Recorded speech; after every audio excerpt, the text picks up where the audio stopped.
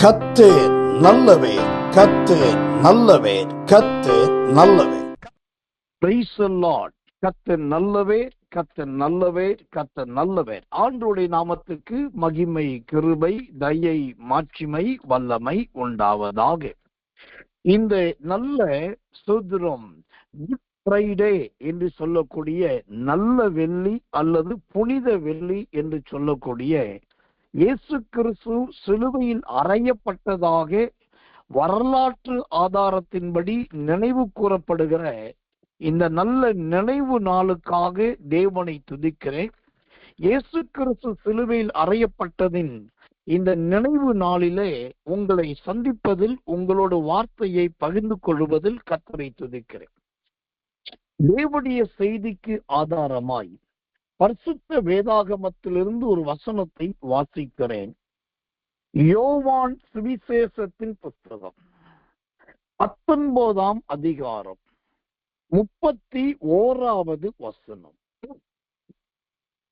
யோவான் 19ஆம் அதிகாரம் 31வது வசனம். அந்த நாள் பெரிய ஓய்வு நாளுக்கு அடுத்த நாளாய் இருந்தபடியினால் உடல்கள் அந்த ஓய்வு நாளிலே சிலுவைகளில் இராதபடிக்கு யூதர்கள் பிலாத்துவினிடத்தில் போய் அவர்களுடைய கால் எலும்புகளை முறிக்கும்படிக்கும் உடல்களை எடுத்து போடும்படிக்கும் உத்தரவு கேட்டுக்கொண்டார்கள். இங்கு நேரமில்லாதபடினால் நான் வேகமாய் சீக்கிரமாய் கர்த்தருடைய வார்த்தைக்குள் சொல்லுகிறேன். இந்த லூக்கா 19ஆம் அதிகாரம் 31வது வசனத்தை வாசிக்கும் போது அங்கு வேதம் சொல்லுகிறது, கர்த்தர் நல்லவர் சிலுவைகளில் என்று பார்க்கிறோம். சிலுவைகளில் அப்படியானால் ஒரு சிலுவையை குறித்து இங்கு சொல்லப்படவில்லை, பல சிலுவைகளை குறித்து அந்த வார்த்தை குறிக்கிறதாய் இருக்கிறதை பார்க்கலாம். சிலுவைகளில் அப்படியானால் இந்த சிலுவைகளில் மிக முக்கியமான சில சிலுவைகளை நாம் பார்க்க வேண்டியவர்களா இருக்கிறோம். அதுல முதல் ஒரு சிலுவையை உங்களுக்கு காண்பிக்கும்படி கர்த்தருக்குள் பிரயாசப்படுகிறேன். எபேசியர் புஸ்தகம் 2ஆம் அதிகாரம் 16வது வசனம். எபேசியர் 2ஆம் அதிகாரம் 16வது வசனத்தை வாசிக்கிறேன். ஜெபத்தோடு கவனியுங்கள். கர்த்தருடைய நாமத்துக்கு மகிமை உண்டாவதாக. பகையை சிலுவையினால் கொன்று அதனாலே இருதரத்தாரையும் ஒரே சரீரமாக தேவனுக்கு ஒப்புரவாக்கினார். இங்கு முதலாவது ஒரு சிலுவையை பார்க்கிறோம், பகை என்கிற சிலுவை. சிலுவையிலேயே நல்ல சிலுவை இருக்குதா, கெட்ட சிலுவை இருக்குதா அப்படின்னாக்கா, சிலுவை என்பது முதலாவது தெய்வ வழிபாட்டுக்கு உரியது கிடையாது, அது பரிசுத்தத்துக்குரியது கிடையாது, அது ஆராதனைக்கு உரியது கிடையாது என்பதை முதலாவது தெரிந்து கொள்ள வேண்டும். சிலுவை என்பது அது ஒரு வடிவமைப்பு. சிலுவை என்பது அது ஒரு உருவாக்கப்பட்ட உருவம். சிலுவை என்பது அது ஒரு பொருள், அவ்வளவுதான். ஆனால் இந்த சிலுவையில இருந்துதான் கிறிஸ்துவின் சிலுவை என்கிற இயேசுவின் சிலுவை தனித்துவப்படுத்தப்பட்டு காண்பிக்கப்படுகிறது. அதனால இயேசுவை சிலுவையில் அறைந்தபடியினால் அந்த சிலுவைக்கு ஒரு கனம், ஒரு புகழ்ச்சி, ஒரு மேன்மை வந்தது. இன்னொரு சத்தியத்தை தெரிந்து கொள்ளுங்கள். சிலுவையில் இயேசுதான் முதல் அறையப்பட்டார் என்று சிலர் உபதேசிக்கிறார்கள், பேசுகிறார்கள். அது கிடையவே கிடையாது. இயேசுவுக்கு முன்பு எத்தனையோ பல 100 பேர் அல்லது பல 1000 பேர் சிலுவைகளில் அறையப்பட்டிருக்கிறார்கள். ரோம ராஜ்யத்திலே ரோமர்களால் கொடுமைப்படுத்தப்படுகிறவர்கள், தண்டனைக்கு உட்படுத்தப்படுகிற எல்லாருமே இயேசு சிலுவையில் அறையப்படுவதற்கு முன்பே சிலுவைகளில் தான் அறையப்பட்டார்கள். அப்ப இயேசுதான் முதல்ல சிலுவையில் அறையப்பட்டார் என்பது கிடையாது. 2. மூன்றாவதாக நாம் இங்கு பார்க்கிறோம் சிலுவைகளில். அதுல ஒரு சிலுவை இந்த எபேசியர் 2:16 சொல்லுது, பகை என்கிற சிலுவை. இந்த சிலுவையில் இயேசு அறையப்படுவதற்கு பல காரணங்கள் உண்டு.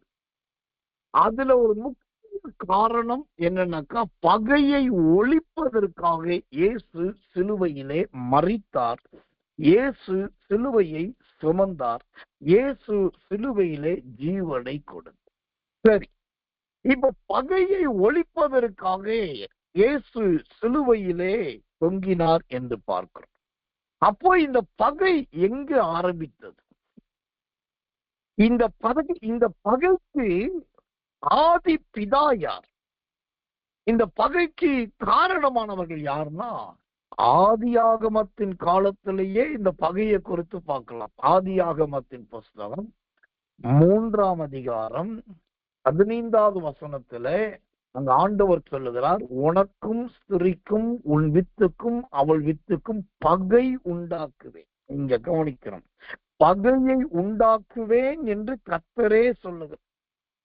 பகையை முதல் உண்டாக்கினதே, பகையை அஸ்திவாரம் போட்டதே தேவன் தான்.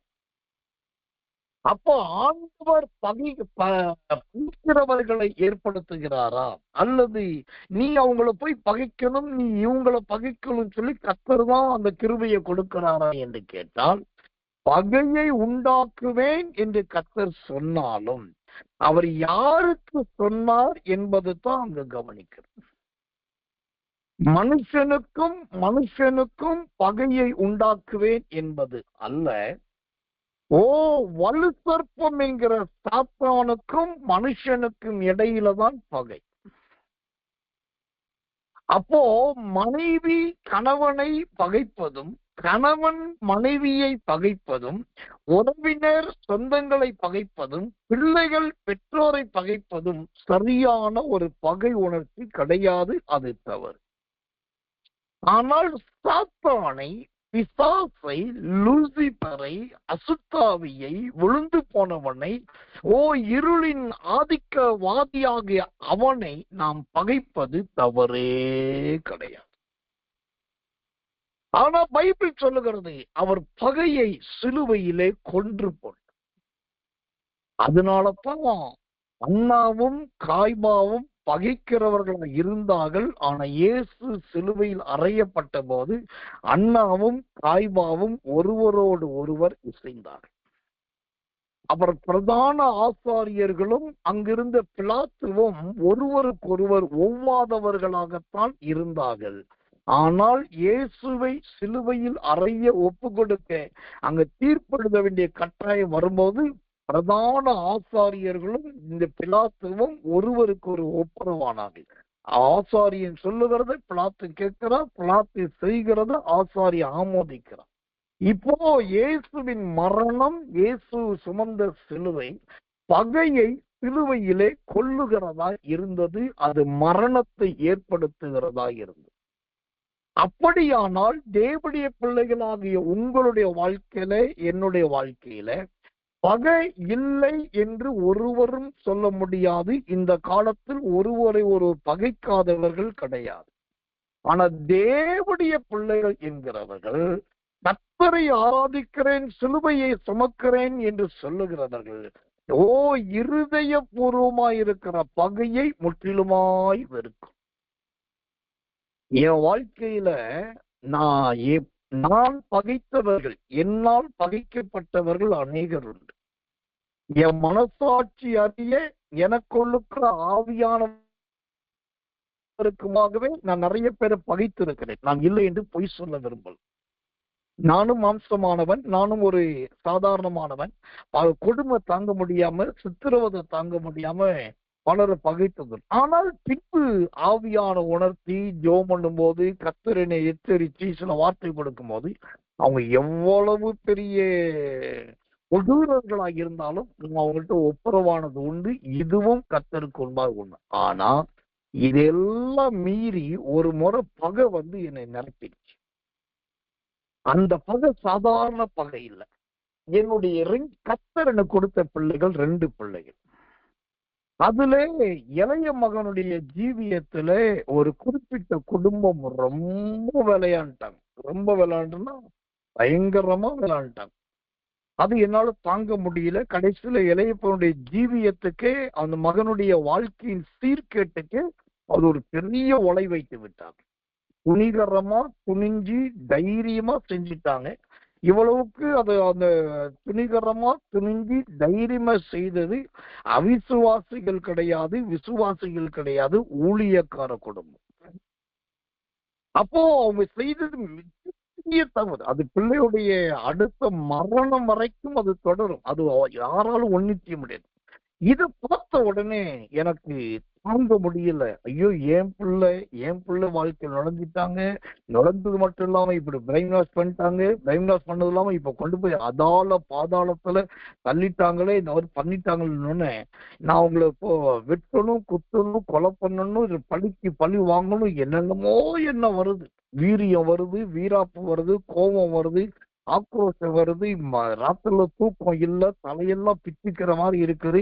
உடனே கிளம்பி போகணும், அங்க போய் 2ல 1 ஏதாவது ஒண்ணு சீக்கிரட்டா ஒண்ணு பண்ணிட்டு தான் வரணும்ன்ற மாதிரி.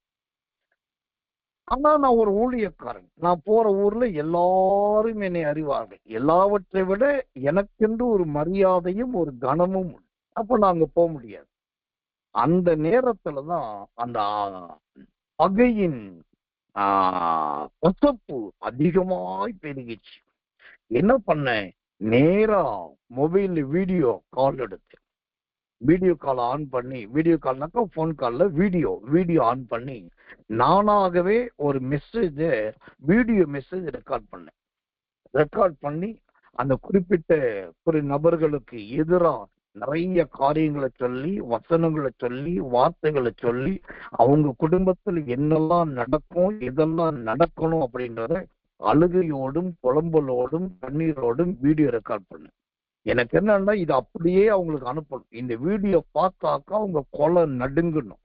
நம்மளுக்கு குறித்து யோசித்தாலே அவங்களுக்கு ஒரு பயம் வரணும். இல்லாட்டி இதுக்கப்புறம் பெருசா ஏதாவது நடக்கணும்.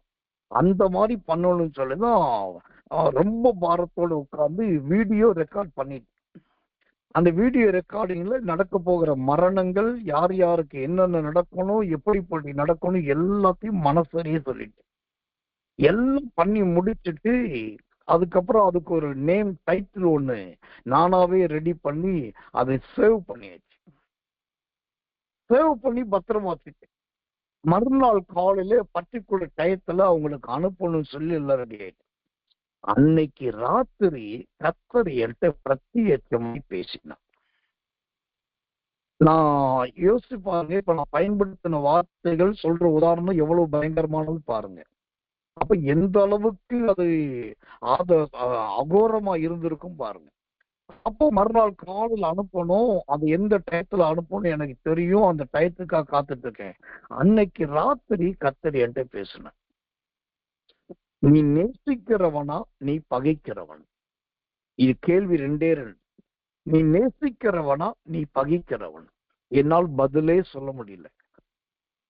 தேம்பி அழுகிறேன், மனம் உடைஞ்சு அழுகிறேன். அப்போ ஆண்டவர்கிட்டயே நான் சப்ப கட்டுறேன்.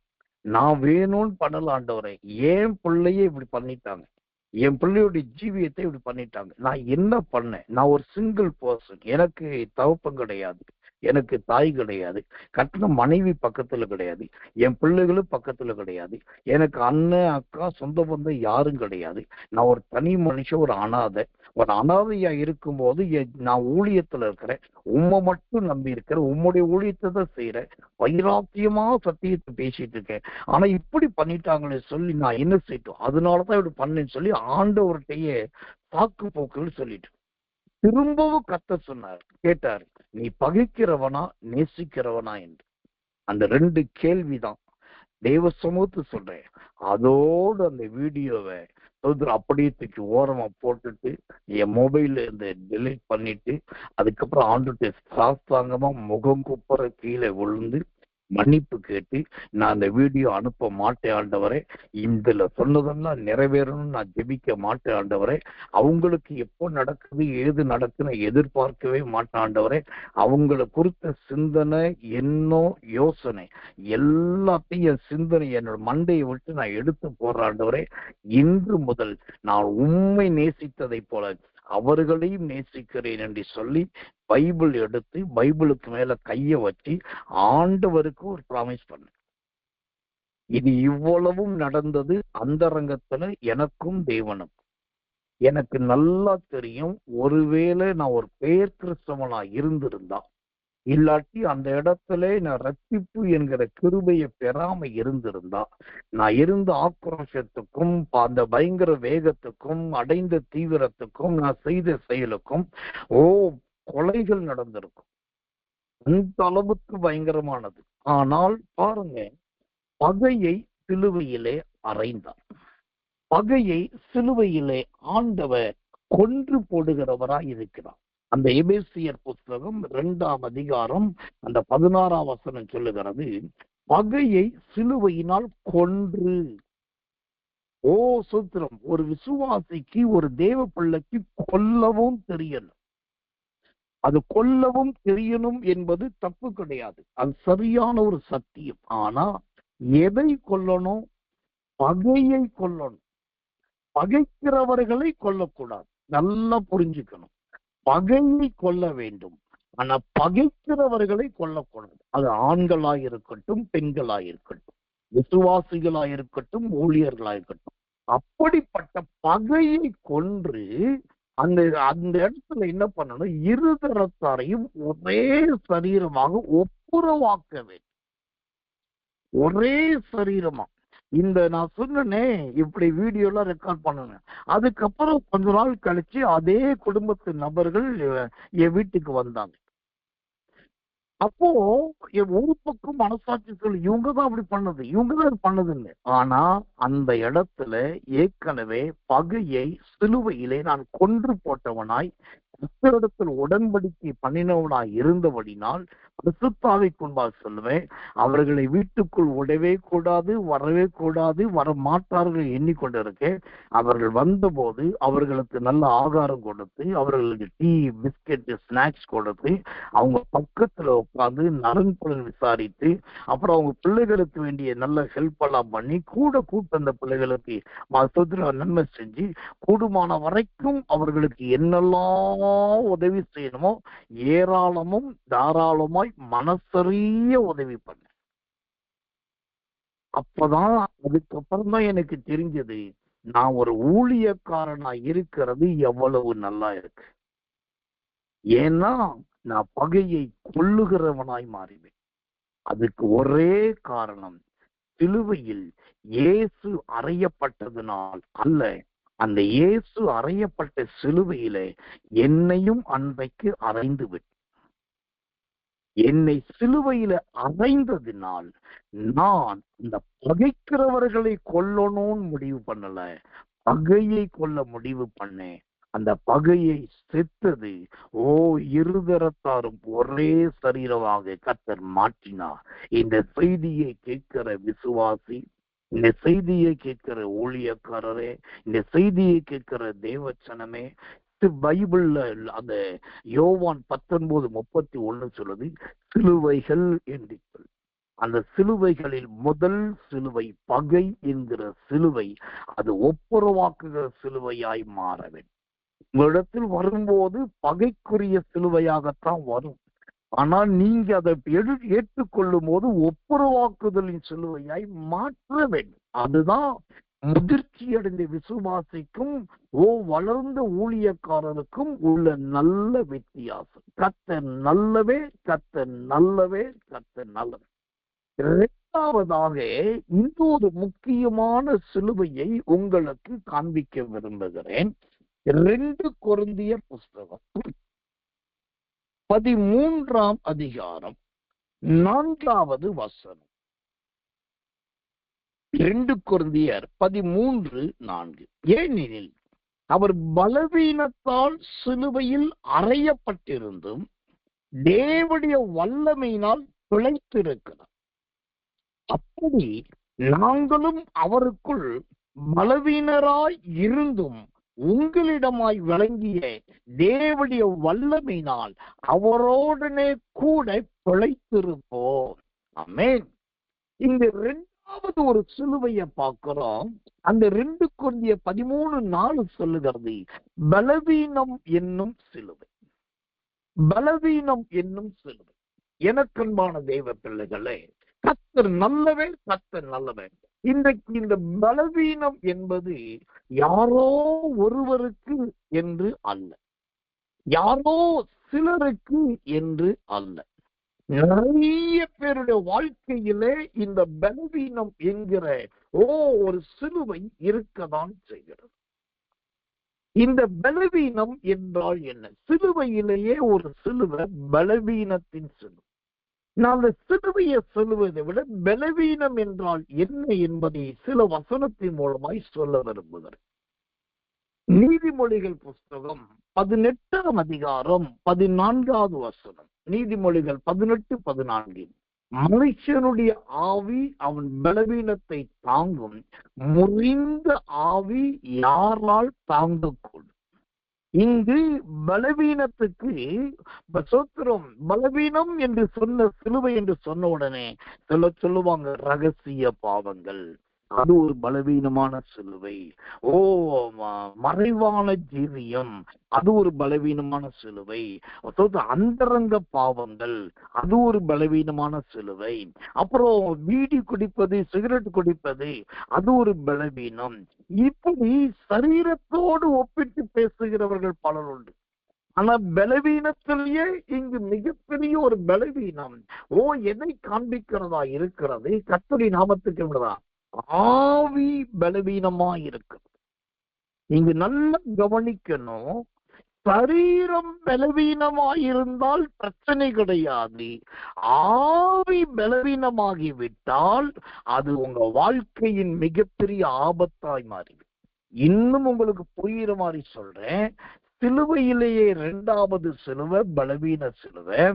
இந்த சரீர பலவீனமாயிருந்தா ஒரு பக்க போராட்டம். ஆனா ஆவி பலவீனப்பட்டு விட்டால் 2 பக்க போராட்டம். அப்போ ஒரு பக்க போராட்டம் எது, 2 பக்க போராட்டம் எதுனாக்கா, சரீர பலவீனம் என்பது நோயை குறைக்கும், சுத்திரம் பேயை குறைக்கும், அல்லது அங்கு வருகிற சரீர தாக்குதல்களை குறைக்கும்.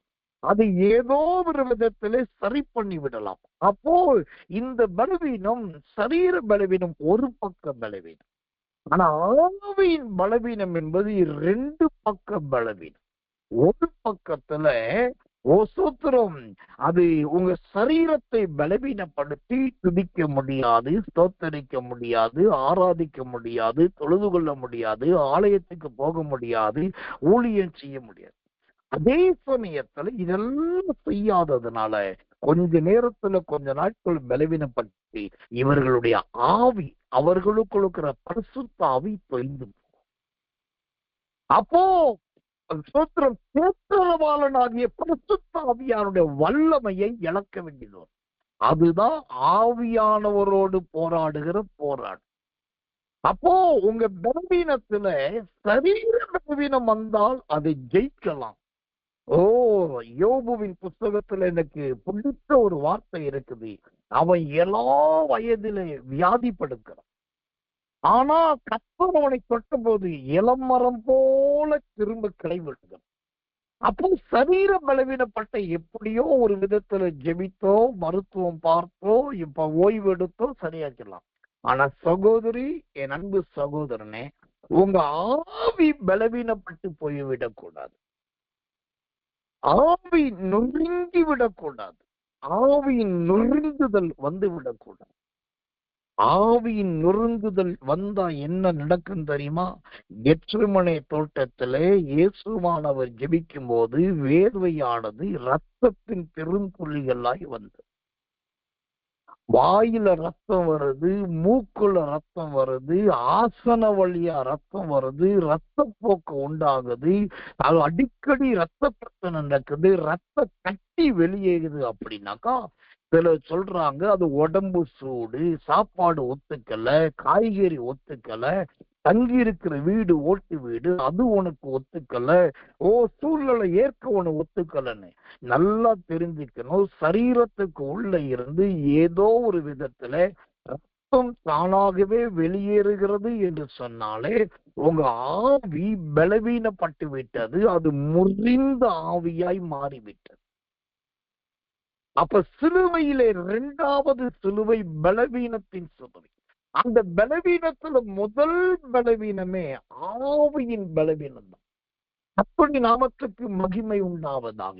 பவுலுடைய நாட்களிலே இந்த ஆவி பலவீனப்பட்டு போனது. அதனால் கடைசியில் அவன் அசுத்தாவியில் நிறைந்தவனாய் மாறிவிட்டான். சாமுவேல் ஜெபிக்கும் போது பரிசுத்தாவியில் நிரம்பினவன், இப்போ தாவீது கிண்ணறம் வாசிக்கும் போது அவனுக்குள்ள அசுத்தாவிகள் பெறப்படுகிறது. அப்போ பரிசுத்தாவி இருந்த அதே சரீரத்துல அசுத்தாவி வருதுன்னா அந்த ஆவியில் அவன் எவ்வளவு பலவீனப்பட்டிருப்பான் பாருங்க.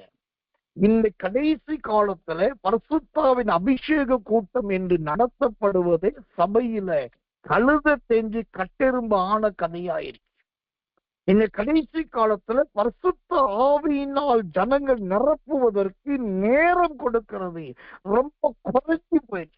அதனால நிறைய பேருடைய ஆவி பலவீனப்பட்ட ஆவியா இருக்கிறது. நிறைய பேருடைய ஆவி முறிந்து போனதா இருக்கிறது. மனுஷனுடைய ஆவி அவன் பலவீனத்தை தாங்கும். முறிந்த ஆவி யாரால் தாங்கக்கூடும்? கர்த்தருடைய நாமத்துக்கு மகிமையும் கிருபையும் தயவும் உண்டாவதாகும். அப்போ இந்த பலவீனம் என்பது ஆவியிலே உண்டாகிற பலவீனம். இரண்டாவது இன்னொரு பலவீனத்தை காண்பிக்கிறேன். ரொம்ப ஆபத்தான ஒரு பலவீனம். என்ன பலவீனம்? ரோமர் 6 அதிகாரம் 19வது வசனம். ரோமர் 6:19.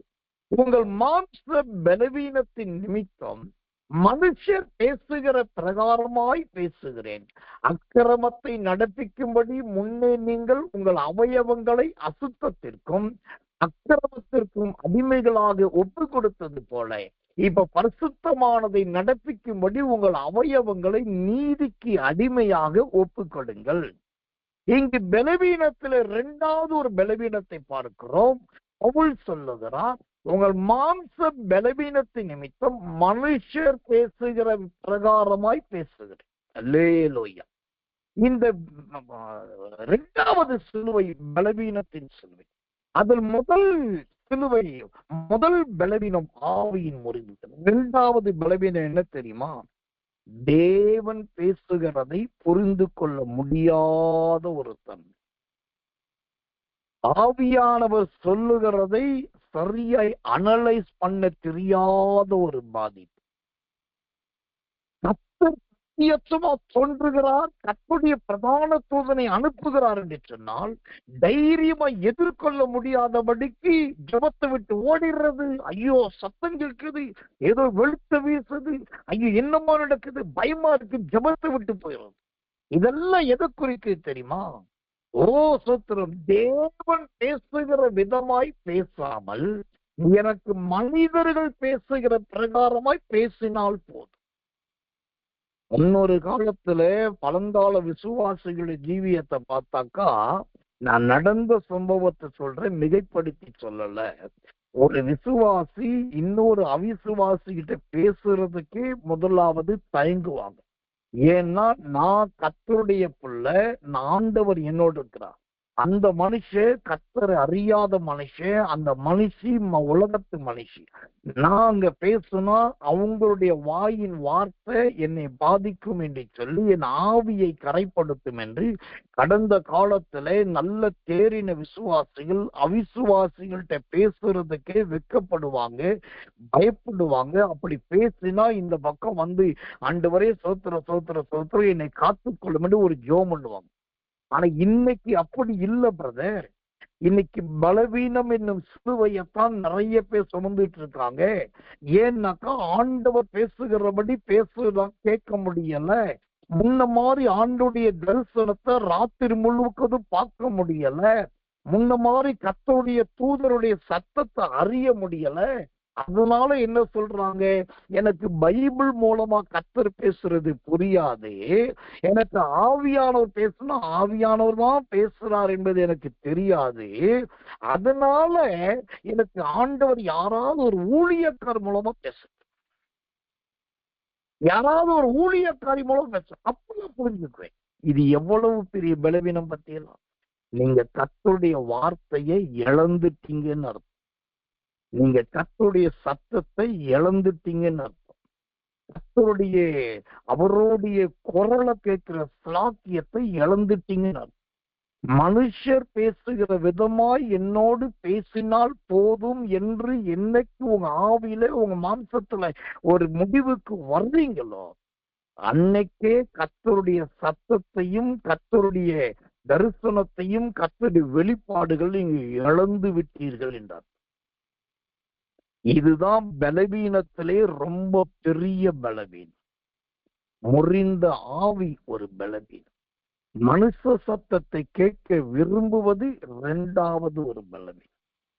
அப்போஸ்தலர் நடபடிகள் புத்தகத்துல அங்க ஏரோது என்கிற ராஜாவை குறித்து எல்லாரும் சொன்னாங்க, இதோ ராஜா பேசுறாரு, அவருடைய சத்தம் தேவதூதருடைய சத்தத்தை போல இருக்குது, ஓ சுத்தர் நல்லா பேசுறாருலாம் சொன்னாங்க. கர்த்தருடைய நல்லவர், கர்த்தர் நல்லவர். அவனை வாசிக்கிறேன் பாருங்க. அப்போஸ்தலர் நடபடிகள் 12ஆம் அதிகாரம் 22, 23 வாசிக்கிறேன்.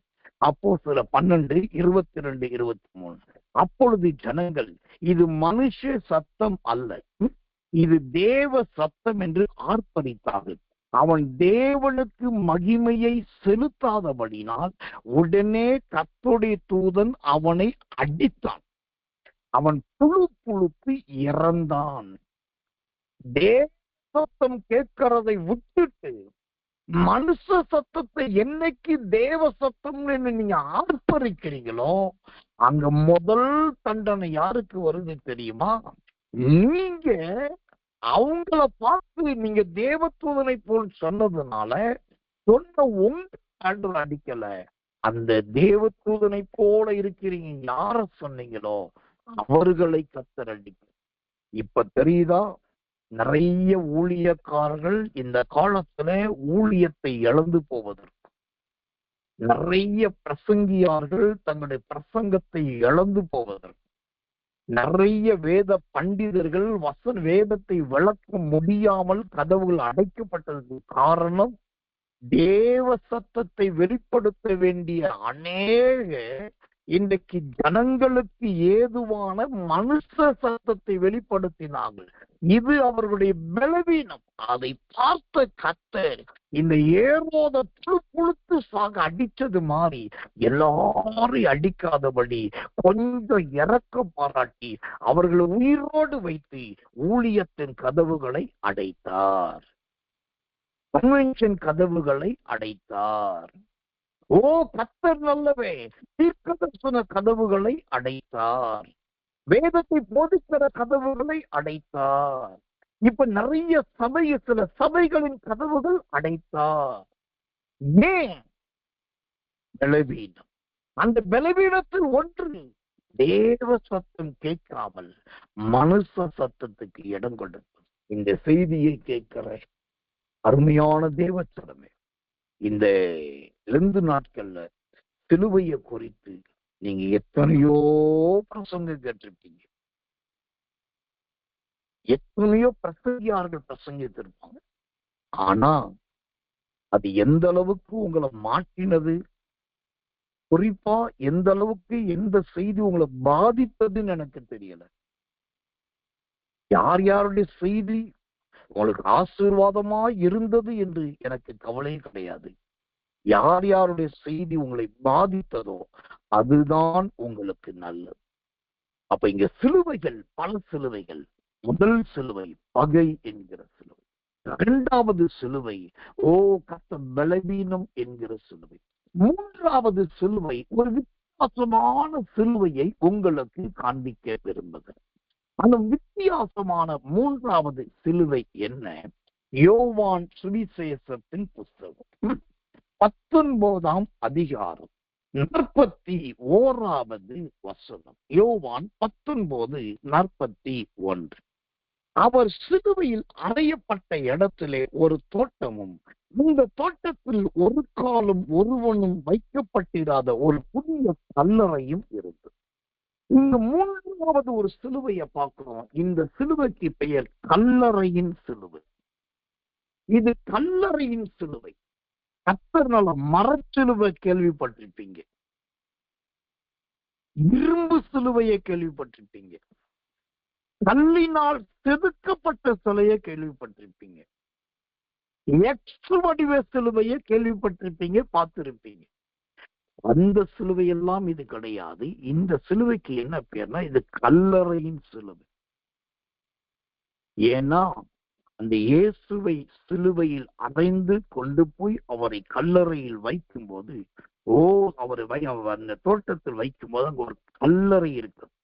அவர் சிலுவையில் அறையப்பட்டதற்கும் இந்த கல்லறை இருப்பதற்கும் மிக குறுகிய நடைபாதைகள் தான்.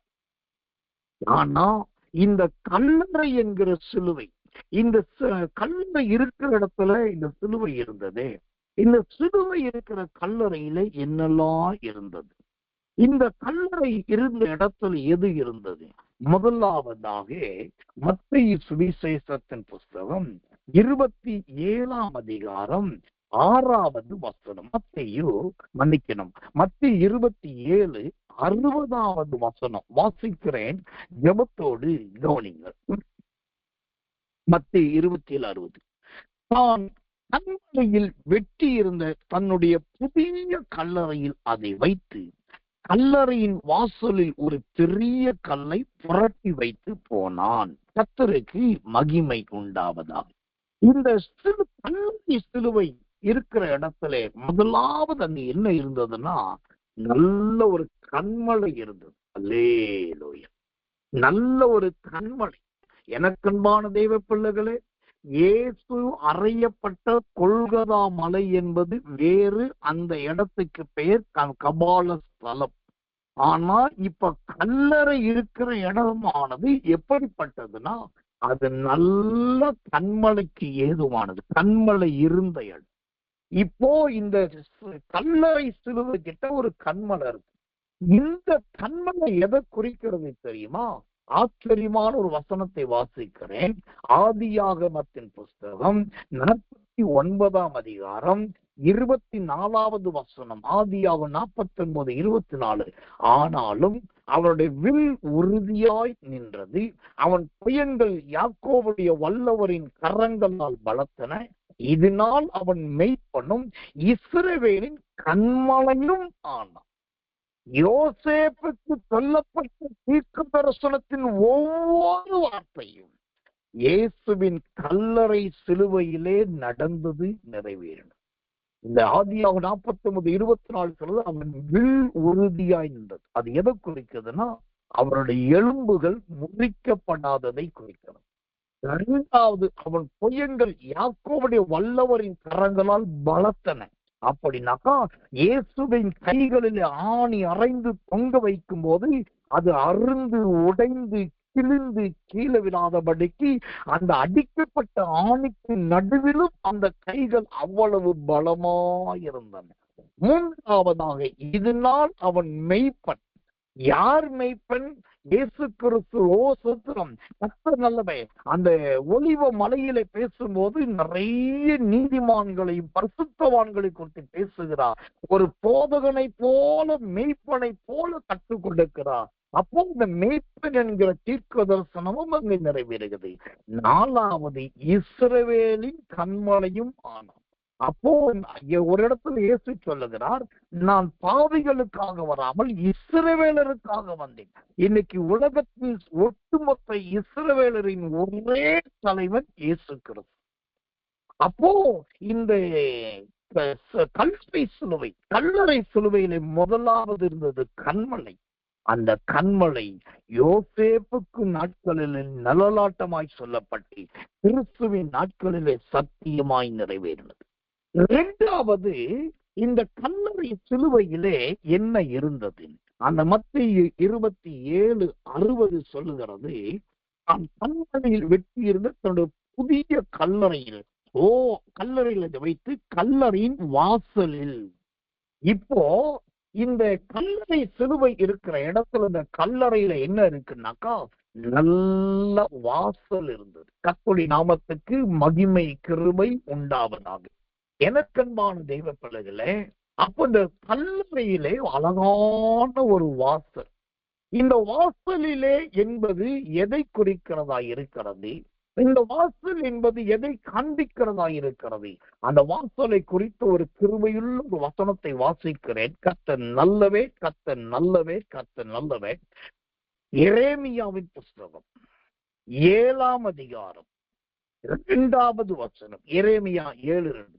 நீ கர்த்தருடைய ஆலயத்தின் வாசலில் நின்று அங்கு கூறி சொல்ல வேண்டிய வசனம் என்னவென்றால், ஓ கர்த்தரை பணிந்து கொள்ள இந்த வாசல்களுக்குள்ளே பிரவேசிக்கிற யூத ஜனங்களாகி நீங்கள் எல்லாரும் கர்த்தருடைய வார்த்தையை கேளுங்கள். அல்லேலூயா. அப்ப கல்வியின் சிலுவையிலே முதலாவது கண்மலை இருந்தது, 2வது அங்க வாசல் இருந்தது. அந்த வாசல் எதை குறிக்குதுன்னா கர்த்தரை பணிந்து கொள்ளுவதை காண்பிக்கிறது. ஓ கர்த்தர், 2வது கர்த்தருடைய வார்த்தையை காண்பிக்கிறதை குறிக்குது. நீங்க இயேசுவின் மரணத்தை நல்லா படிச்சு பார்த்தீங்கன்னா அந்த கல்லறைக்கு மேல இருந்து ஒரு வாலிப தூதன் கர்த்தருடைய வார்த்தையை சொல்றான். அப்புறம் 2 தூதர்கள் இயேசுவின் கல்லறைக்கு உள்ள இருந்து தலைமாட்டில் ஒருத்தர் இருந்து கால்மாட்டில இருந்து 2 பேரும் கர்த்தருடைய வார்த்தையை சொல்றாங்க. அப்புறம் கர்த்தர் பேதுரு வந்து அவன் ஒரு கர்த்தருடைய வார்த்தையை சொல்றான். அப்புறம் கிளையப்ப மரியாள் வந்து அவன் ஒரு கர்த்தருடைய வார்த்தையை சொல்றான். இப்படி அந்த கல்லறையில சுத்தியே பார்த்து நிறைய கர்த்தருடைய வார்த்தைகள். இப்போ அந்த கல்லறை சிலுவையில 2வது இருந்தது என்ன? நல்ல ஒரு வாசல். அந்த வாசல் என்பது கர்த்தருடைய வார்த்தையை குறிக்குது. எனக்கன்பான சகோதரி, என் அன்பு சகோதரனே, உங்க வாய் தினமும் கர்த்தருடைய வார்த்தையை பேச வேண்டும். உங்க உதடு தினமும் கர்த்தருடைய வார்த்தையை பேச வேண்டும். இங்கு சொல்லப்படுகிற கல்லறையின் வாசல் என்பதே உங்களுடைய என்னுடைய வாயின் வாசலை குறிக்கிறது. இந்த வாசலிலிருந்து நல்ல சத்தியம் வரணும், நல்ல சுவிசேஷம் வரணும், நல்ல வெளிப்பாடு வரணும், நல்ல வசனம் வரணும், நல்ல விளக்கம் வரணும். மகதலேனா மரியாள் ஒரு சத்தியத்தை சொல்றா, ஓ அவர் உயிர்த்தெழுந்து விட்டார்.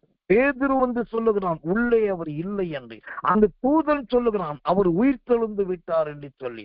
இன்னொரு தூதன் சொல்ல, வந்து பாருங்கள். இவங்க எல்லாம் பாருங்க, ஒருத்தர் பேசுனது இன்னொருத்தர் பேசல, எல்லாம் வேற வேற வேற வேற வேற வேற பேசுறாங்க. ஏன்னாக்கா அவங்க எல்லாருமே கல்லறையின் சிலுவையின் வாசல்களாய் இருந்தார்கள். அவர்கள் கல்லறையில இருந்தாலும் அவர்களுக்குள் வார்த்தை இருந்தது. இன்னைக்கு சபைக்குள்ள வார்த்தை இல்லை, கிறிஸ்தவ ஜீவியத்துல வார்த்தை இல்லை, விசுவாசிகள் வாயில வார்த்தை இல்லை, குடும்பத்துல கத்துட வார்த்தை இல்லை. ஒரே சண்டை, சத்துருவு, குழப்பம், பிரச்சனை இதுதான். இப்ப 3வது சிலுவை நம்ம பார்த்துட்டு இருக்கோம். அது கல்லறையின் சிலுவை. அந்த கல்லறையின் சிலுவையில முதலாவது கண்மலை, 2வது ஒரு வாசல், 3வது அந்த கல்லறை சிலுவையில என்ன இருக்கிறது? அந்த மத்திய 27:60 சொல்லுகிறது, கல்லறையின் வாசலில் ஒரு பெரிய கல்லை புரட்டி வைத்தார். இப்போ இந்த கல்லறையின் சிலுவையில என்ன இருக்குது? ஒரு பெரிய கல். கர்த்தருடைய நாமத்துக்கு மகிமை, கிருபை, தயை உண்டாவதாக. அப்ப எனக்கன்பான தேவ பிள்ளைகளே, அந்த ஒரு பெரிய கல் என்பது எதை குறிக்கிறது? அந்த ஒரு பெரிய கல் என்பது எதை காண்பிக்கிறதா இருக்கிறது? கர்த்தருக்கு மகிமையுண்டாவதாக. 1 சாமுவேலின் புஸ்தகம் 14ஆம் அதிகாரம். கர்த்தர் நல்ல 33வது வசனம். 1 சாமுவேல் 14:33. அப்பொழுது இதோ ரத்தத்தோடு இருக்கிறதை புசிக்கிறதுனால் ஜனங்கள் கர்த்தருக்கு இயலாத பாவம் செய்கிறார்கள் என்று சவுலுக்கு அறிவித்தார்கள். அவன், நீங்கள் துரோகம் பண்ணினீர்கள், இப்போதே ஒரு பெரிய கல்லை என்னிடத்தில் உருட்டி கொண்டு வாருங்கள். இப்போ இந்த சோத்திரம் ஒரு பெரிய கல் என்பது எதை குறிக்கிறது? யார் யார் துரோகம் பண்ணினார்களோ, யார் யார் துரோகிகளா இருந்தார்களோ, யார் யார் ரத்த கரை படிந்தார்களோ, ரத்தத்தின் பாவ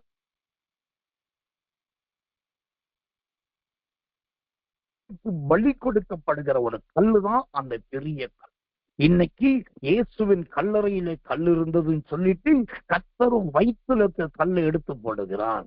லாசருவின் இந்த கல்லை புரட்டி போட்டார் என்று சொல்லிட்டு உன் வாழ்க்கையில இந்த தடையெல்லாம் எடுத்து போடுகிறான். இது மேலோட்டமா சத்தியத்தை சொல்றாங்க. ஆனா கல்லறை சிலுவையில் இருந்த கல் 3வது ஒரு பெரிய கல். அந்த பெரிய கல் எதை குறிக்கிறது? ஓ கர்த்தர் நல்லவை. துரோகத்தை மன்னிக்கும்படி கர்த்தருக்காக பலி செலுத்தப்படுவதை குறித்தது. உங்களுடைய துரோகத்துக்காகவும் என்னுடைய துரோகத்துக்காகவும் நம்முடைய துரோகத்துக்காக அவர் அங்கு சிலுவையிலே மறித்தார். ஓ கர்த்தருடைய நாமத்துக்கு மகிமை உண்டாவதாக. சிலுவைக்குள் மன்னிக்கணும், கல்லறைக்குள் வைக்கும் போது அந்த பெரிய கல்லை உருட்டி கொண்டு வந்து வைத்தார்கள். ஆனா என்றைக்கு அந்த துரோகத்துக்காக கிறிஸ்து மறித்தாரோ அதன் பின்பு அந்த துரோகத்தின் கல் இருக்கக்கூடாது என்று அந்த கல் புரட்டி தள்ளப்பட்டது. புரட்டி தள்ளப்பட்டது. எவ்வளவு பெரிய ரகசியம், எவ்வளவு பெரிய சத்தியம் பாருங்க. இப்போ இந்த கல்லறை சிலுவைக்குள் முதலாவது கண்மலை, இரண்டாவது கல்லறையில் இருந்த வாசல், மூன்றாவது ஒரு பெரிய கல், நான்காவதாக இந்த கல்லறை சிலுவையிலே என்ன இருந்தது? யோவான் சுவிசேஷம் 19ஆம் அதிகாரம் 14வது வசனம். யோவான் 19:14 சொல்லுகிறது, அந்த கல்லறை சிலுவை இருந்த இடத்திலே ஒரு தோட்டம் இருந்தது. அல்லேலூயா. ஒரு தோட்டம், ஒரு நல்ல ஒரு தோட்டம் இருந்தது. எனக்கு அன்பான தேவ பிள்ளைகளே, இந்த சிலுவையை குறித்து, இப்படிப்பட்ட இந்த கல்லறையை குறித்து இந்த விதத்துல யார் தியானித்திருக்கிறீர்கள், எத்தனை முறை தியானித்திருக்கிறீர்கள் என்று எனக்கு தெரியாது. ஆனால் அந்த கல்லறை சிலுவை இருந்த இடத்துல சொல்ற அருமையான 4வது அடையாளம், ஒரு தோட்டம் இருக்கிறது. எனக்கு அன்பான தேவச்சனமே, அந்த தோட்டம் என்பது என்ன? அந்த தோட்டம் என்பது எதை குறிக்கிறதா இருக்கிறது? வாசிக்கிறேன், கவனியுங்கள். எரேமியாவின் புத்தகம் 31ஆம் அதிகாரம் 12வது வசனம். எரேமியா 31:12. அவர்கள் வந்து சீயோனின் உச்சியிலே கம்பீரித்து கர்த்தர் அருளும் கோதுமை, திராட்சரசம், எண்ணெய், ஆட்டுக்குட்டிகள், கன்றுக்குட்டிகள் என்பவைகளாகிய இந்த நன்மைகளுக்காக ஓடி வருவார்கள். அவர்களுடைய ஆத்துமா நீர்ப்பாய்ச்சலான தோட்டம் போல் இருக்கும். அவர்கள் இனி தொய்ந்து போவதில்லை. அல்லேலூயா. இயேசு கிறிஸ்துவை கொண்டு போய் தோட்டம் என்கிற கல்லறையில வைத்தார்கள்.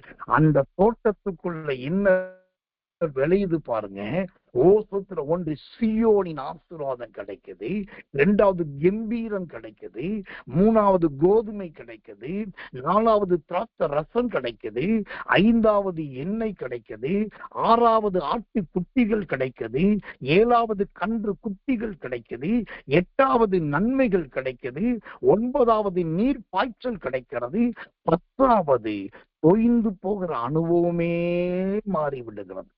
இயேசுவை கல்லறையில் வைக்கும் போது எல்லாருடைய இருதயம் தொய்ந்து போய்தான் இருந்தது. மரியாளுடைய இருதயம் தொய்ந்தது, அன்பின் யோவானுடைய இருதயம் தொய்ந்தது, நிறைய சீசருடைய இருதயம் தொய்ந்தது. யாருடைய இருதயமெல்லாம் தொய்ந்ததோ அந்த தோட்டத்தில் இருந்து இயேசு உயிர்த்தெழுந்த உடனே அந்த தொய்ந்து போன இருதயம் எல்லாமே மகிழ ஆரம்பித்தது. அவர்கள் இருதயம் திராட்சரசம் குடித்ததை போல, கோதுமையை புசித்ததை போல, சீயோனுக்குள் நுழைந்ததை போல ஆர்ப்பரித்தார்கள். இதுதான் அந்த கல்லறை தோட்டத்துக்குள் இருந்த தோட்டம், கல்லறை சிலுவைக்குள் இருந்த தோட்டம் என்கிற 4வது அடையாளம். 5வதாக ஒரே ஒரு காரியத்தை நான் சொல்லி முடிக்கிறேன். இந்த கல்லறை சிலுவைக்குள் இருந்த 5வது காரியம் என்ன தெரியுமா? அந்த யோவான் சுவிசேஷம் 19ஆம் அதிகாரம் 14வது வசனத்தை நான் சொல்லி முடிக்கிறேன் பாருங்க. அந்த 14வது வசனம், அந்த நாள் பஸ்காவுக்கு ஆயத்த நாளும் ஏறக்குறைய சுதந்திரம் மன்னிக்கணும், கர்த்தருடைய நாமத்துக்கு வேண்டுதான். அதுல அழகான ஒரு புதிய கல்லறை இருந்து. 5வது அந்த கல்லறை சிலுவை தோட்டத்துல என்ன இருந்ததுன்னா புதிய கல்லறை. கல்லறை கூட சாதாரண கல்லறை இல்லைங்க, அது நல்ல புதிய கல்லறையாயிரும். அந்த புதிய கல்லறை எதை குறிக்கிறது? இந்த புதிய கல்லறை என்பது எதை காண்பிக்கிறது? மத்தேயு 27:60 சொல்லுகிறது, சுத்திரம் அது வெட்டி இருந்த தன்னுடைய புதிய கல்லறை, தான் கண்மலையில் வெட்டியிருந்த தன்னுடைய புதிய கல்லறை. இது நல்லா கவனிக்கணும். அந்த சோதரம் கர்த்தர் நல்லவர். யோசேப்பு என்கிற உத்தமன், அந்த பரிசுத்தவான், அவனே வெட்டின கல்லறை, அவனுக்காக வெட்டப்பட்ட கல்லறை, அது புதிய கல்லறை. அப்போ இந்த புதிய கல்லறை என்பது எதை குறிக்குதுன்னா, இங்கு சொல்லப்படுகிற புதிய கல்லறை என்பதே நாம் பூமியின் வாழ்க்கையை முடித்து பரலோக வாழ்க்கைக்குள் நுழைவதை காண்பிக்கும். ஏன்னா பூமியில் உயிரோடு இருக்கிறோம், ஒரு நாள் கண்டிப்பாய் மரிப்போம். ஒரே தர மரிப்பதும் நியாயத்திற்கு அடைவதும் தேவனுடைய கிருபையின் பிரமாணம். அப்ப ஒரு நாள் மரிப்போம், அடக்கம் பண்ணப்படும், அது கல்லறைக்குள் வைக்கப்படும். ஆனா அடுத்து ஒரு நாள் வரும், அன்றைக்கு உயிரோடு எழும்புவோம். அப்போ பரலோகத்துல போய் நுழையும். அதுதான் புதிய கல்லறை. அப்ப இந்த புதிய கல்லறை என்பது பாவத்துக்கு செத்து நீதிக்கு பிழைக்கிறதை காண்பிக்கும். உலகத்திலே மறுத்து பரலோகத்தில் உயிரோடு எழும்புவதை காண்பிக்கிறது. இந்த வெளிப்பாடு நமக்கு வேண்டும். இப்போ இந்த கல்லறை சிலுவையில பாருங்க, 5 அருமையான சத்தியங்கள். முதலாவது கன்மலை, 2வது வாசல், 3வது பெரிய கல், 4வது புதிய சொல்றோம் நல்ல தோட்டம், 5வது ஒரு புதிய கல்லறை. அந்த புதிய கல்லறை என்பதே மாம்சத்தில் மறித்து ஆவியில் எழும்போது, இயேசு மாம்சத்தில் இருக்கும்போது கல்லறையில் வைக்கப்பட்டார்.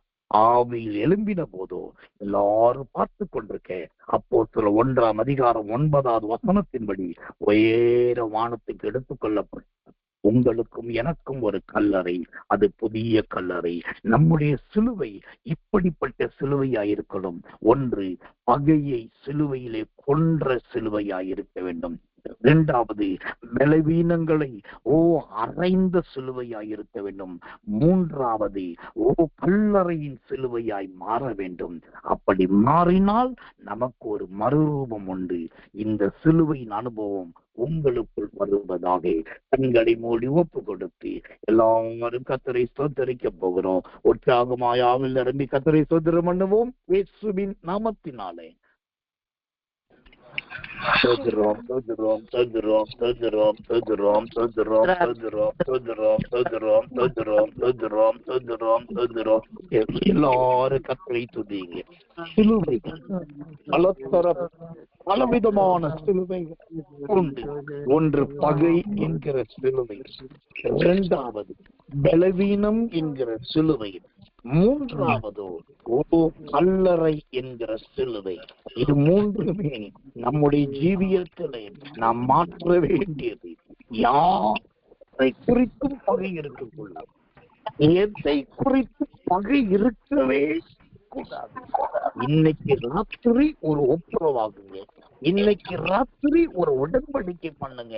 நான் பகையை சிலுவையிலே கொன்று போடுகிறேன். பகைக்கிறவர்களை அல்ல, பகைக்கிறவர்களை நேசிக்கிறேன்.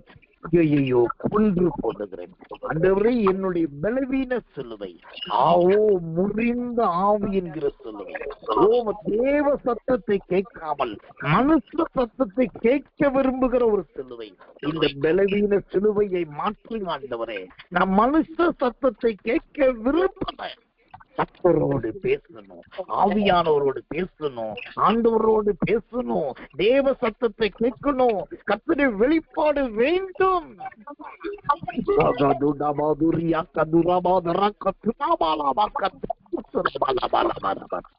3வது சிலுவை, கல்லறையின் சிலுவை. கல்லறையின் சிலுவை. இந்த கல்லறையின் சிலுவையிலே நல்ல கன்மலை இருக்கிறது. அந்த கன்மலை என்பது யோசேப்பின் தீர்க்க தரிசனங்கள். அது அப்படியே இயேசுவுக்கு நடந்தது. இந்த கல்லறை சிலுவையில் ஒரு வாசல் இருக்கிறது. அது சத்தியத்தை பேசுகிற வாசல். இந்த கல்லறையின் சிலுவையில ஒரு பெரிய கல் இருந்தது. கர்த்தர் நல்லவன். அந்த கல்லுதான் நம்முடைய கண்மலையா இருக்கிறது. இந்த கல்லறை சிலுவையில ஒரு தோட்டம் இருக்கிறது. அங்க கோதுமை, திராட்சரசம் எல்லாருக்கும் பொய்வை மாற்றக்கூடியது. ரொம்ப முக்கியமாய் இந்த கல்லறை சிலுவையில அது புதிய கல்லறை. அது உலகத்துக்கு மறைத்து தேவனுக்காக எழும்புவது. இந்த வாக்கியத்தை கற்றுக் கொடுப்பாராக. எல்லாரும் கர்த்தரை ஸ்தோத்திரம் பண்ணுவோம். நன்றி பிதாவே, நன்றி பிதாவே, நன்றி பிதாவே. ஆமென், ஆமென். இன்றைக்கு நான் ஜெபத்துக்கு வருவதற்கு கொஞ்சம் தாமதமாகிவிட்டது. நான் ஏற்கனவே வந்து செய்தியெல்லாம் ஆயத்தப்படுத்தி உள்ளே வரும்போது free conference call app open ஆகல, நிறைய இருந்தது. அதனால கொஞ்சம் தாமதமாயிடுச்சு. செட்டிங்ஸ் ப்ராப்ளம் கரெக்ட் பண்ண உடனே ஓப்பன் ஆகும். அதுல தாமதமாய் வந்ததுக்கு தேவ ஜனங்கள் மன்னிக்கும்படி மன்னிப்பை கேட்டுக்கொள்கிறேன். நீ தாமதமாகிவிட்டது. நாளைக்கு சரியான நேரத்தில் கூட்ட முடியும். நாளைக்கும் நாளை மறுநாளும் விசேஷித்த செய்திகள் ஒன்று கடந்து வாருங்கள். நாம் இப்போ ஜெபிப்போம்.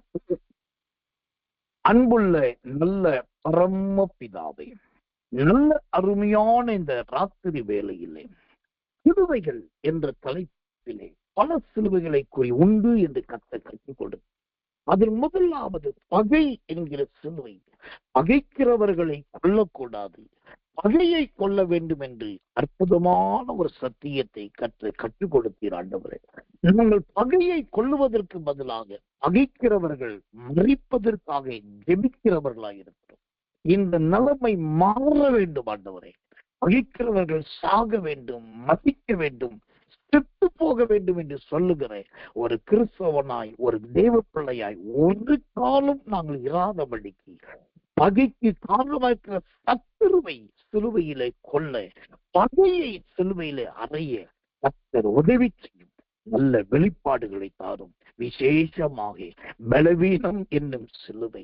ஆமாண்டவரே, அந்நிய பாஷை பேசுவது, ஜெபிப்பது, ஆவியில் நிரம்புவதை போல இருந்தாலும் முறிந்த ஆவியோடு தான் நிறைய பேருடைய ஜீவியம் இருக்கிறது ஐயா. பரிசுத்தாவிக்கு நேரம் இல்லை, ஆவியானவருக்கு நேரம் கொடுப்பதில்லை, அந்நிய பாஷையில பேசுவதற்கு காத்திருப்பது இல்லை. இது எல்லாம் பலவீனமான சிலுவை அல்லவா? தயவாய் மன்னிங்க. கர்த்தருடைய சத்தத்தை கேட்பதை விட்டுவிட்டு மனுஷ சத்தமாய் பேசுகிறதை கேட்க விரும்புகிற அந்த பலவீனங்கள் சபிக்கப்பட்டு போவதாக. மனிதர்கள் மூலமாய் அல்ல, கர்த்தர் நேரடியாய் என்னோடு பேச வேண்டும். தேவனுடைய வசனம் நேரடியாய் என்னோடு பேச வேண்டும் என்கிற அந்த ஒரு பாரத்தை தாரும். மனுஷ சத்தத்தை கேட்டால் ஏரோதுவை போல அடிப்பட்டு போவங்கிற பயம் உண்டாகட்டும். உதவி செய்வீராக.